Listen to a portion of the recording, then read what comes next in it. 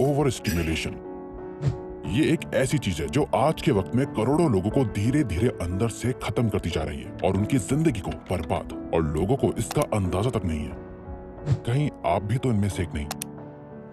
Overstimulation is killing our brain. The number one thing that keeps people stuck in that kind of life is overstimulation. And more importantly, we're losing our ability to have time for ourselves. This is why this cycle is so addictive.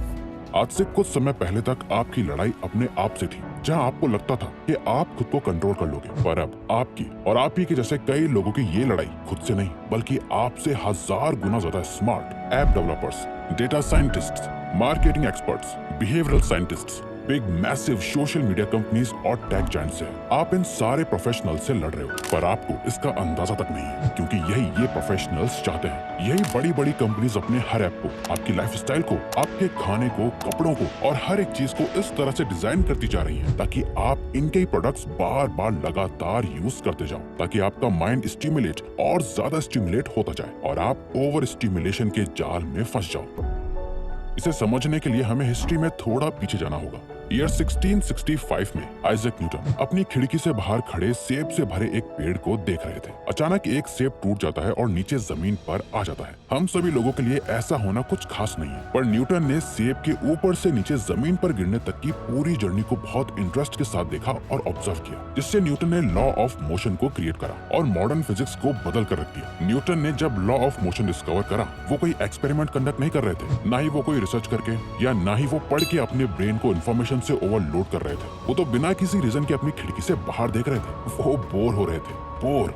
पर ये 16वीं century की बात है। Time अब बहुत बदल चुका है। आजकल हम में से कोई भी बोर होते हुए अपनी खिड़की से बाहर नहीं देखता, ना ही किसी सेब को गिरते हुए इतने ध्यान से देखेगा। अपने थॉट्स के साथ कुछ टाइम गुजारना हमें बोर करता है, लेकिन हम तो खुद को बोर होने ही नहीं देते। और इसका रीजन डिस्ट्रैक्शन भी नहीं है। आपके आसपास से अगर सारे डिस्ट्रैक्शंस को हटा भी दिया जाए तो भी आपके अंदर कुछ ना कुछ करने की बेचैनी रहती है। आपका ब्रेन इतना ज्यादा ओवर स्टिमुलेशन का आदी हो चुका है कि आप खुद को एक बार के लिए इलेक्ट्रिक शॉक देना पसंद करोगे बजाय बोर होने के। क्योंकि सोशल साइकोलॉजिस्ट टिमोथी विल्सन द्वारा यूनिवर्सिटी ऑफ वर्जीनिया में एक स्टडी कंडक्ट करी गई थी, जहां उन्होंने कई हंड्रेड्स ऑफ स्टूडेंट्स और वर्किंग प्रोफेशनल्स को बुलाया और उन पर एक एक्सपेरिमेंट करा जिसे उन्होंने नाम दिया थिंकिंग पीरियड्स। यहाँ हर एक पर्सन को एक छोटे कमरे में बंद कर दिया गया, जहाँ सारी सफेद दीवारें थी। उनके पास उनका कोई सामान नहीं था, उनके पास करने के लिए कुछ भी नहीं था, उन्हें बस अपने थॉट्स के साथ ही रहना था। वही उनके एंटरटेनमेंट का इकलौता सोर्स था।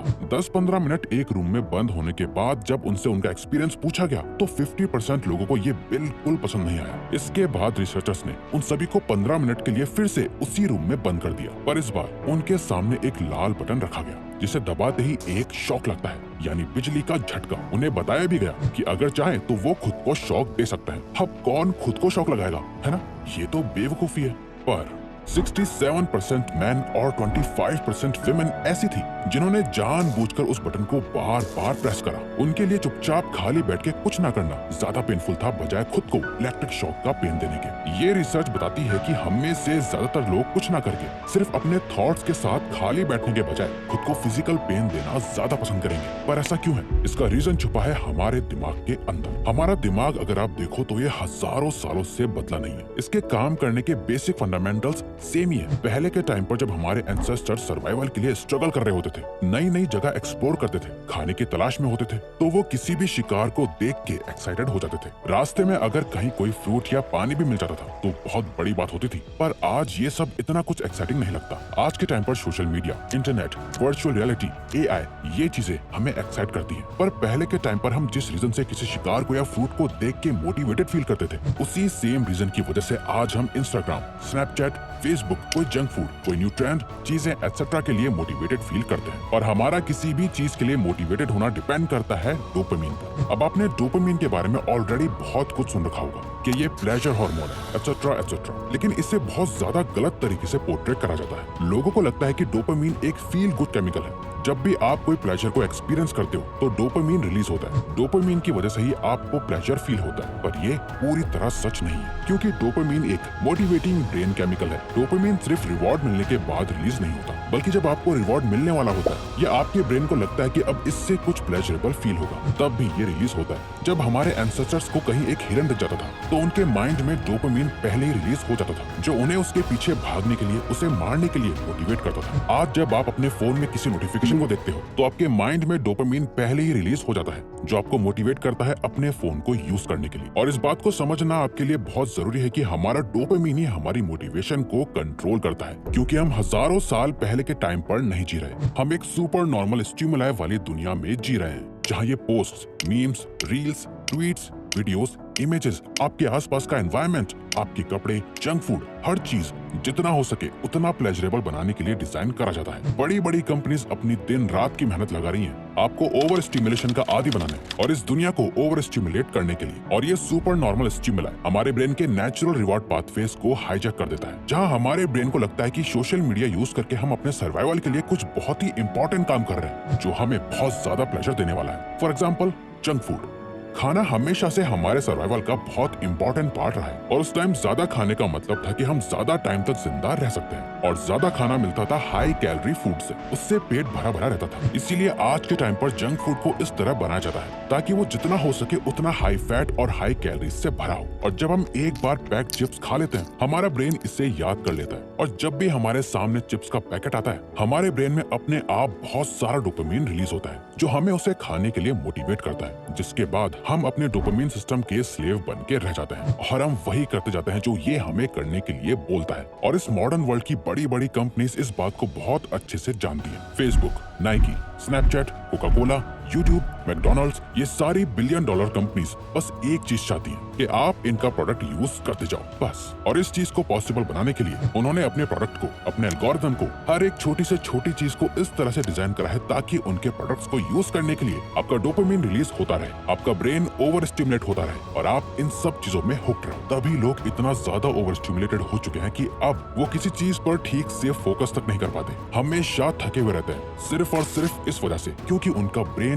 इन सुपर नॉर्मल स्टिमुलाई के अकॉर्डिंग ही रिप्रोग्राम हो चुका है। और जितनी भी नेचुरल स्टिमुलाई है, खाली बैठना, नेचर को ऑब्जर्व करना, वॉक करना, ऐसा नहीं है कि ये सब रिवॉर्डिंग नहीं है, ये सब करके भी अच्छा फील होता है, पर ये सब चीजें सुपर नॉर्मल स्टिमुलाई के आगे कुछ नहीं है। इसीलिए इस ओवर स्टिमुलेशन का लॉन्ग टर्म सोल्यूशन यही है कि आपको नेचुरल स्टिमुलाई वाली एक्टिविटीज को बढ़ाना है और सुपर स्टिमुलाई वाली चीजें और एक्टिविटीज को कम करना है, ताकि आप अपने ब्रेन को उसके नेचुरल कंडीशन पे ला पाओ। और यहाँ कोई टिप्स एंड ट्रिक्स या कुछ दिनों के लिए डोपामिन फास्ट से कुछ नहीं होने वाला। अगर आप लॉन्ग टर्म तक इससे बचना चाहते हैं तो आपको कॉन्शियसली डिसाइड करना होगा कि आप अपनी लाइफ में कितना स्टिमुलेशन चाहते हैं, सुपर नॉर्मल स्टिमुलाई का कितना पार्ट है जिसे आप एक्सेप्ट करोगे और कितना छोड़कर नेचुरल स्टिमुलाई वाली चीजें अपनाओगे। शुरू करने के लिए सबसे पहले आपको अपने फोन से डिस्कनेक्ट होना पड़ेगा, क्योंकि वो आपकी पॉकेट में रखा सबसे खतरनाक सुपर नॉर्मल स्टिमुलाई है। पर अपने फोन के बिना आपकी लाइफ बहुत मुश्किल भी हो जाएगी। अपने सारे सोशल मीडिया अकाउंट्स और एप्स को डिलीट कर देना भी प्रैक्टिकल नहीं है, पर ये 3 प्रैक्टिकल चीजें आपको एक ओवर स्टिमुलेशन वाली लाइफ से बचा सकती हैं। फर्स्ट,